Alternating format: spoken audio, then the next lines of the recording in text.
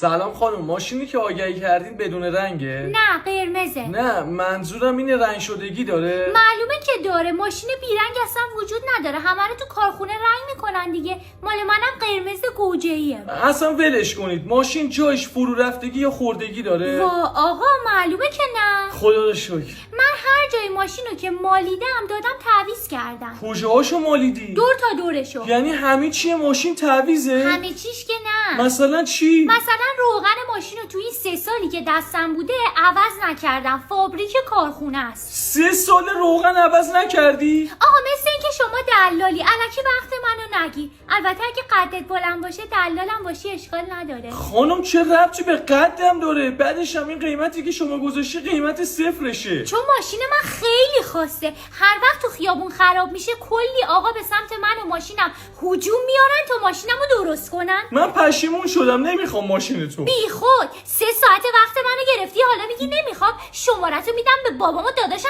پدرتو در میارن. یعنی چی؟ یعنی همین که گفتم. کجا بیام ببینم ماشینو؟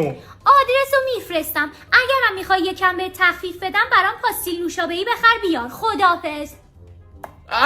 الو قطع کرد. من خودم دلالم، تو پاچه این اون میکنم، این با این صدای مسخرش تو پاچه من کرد.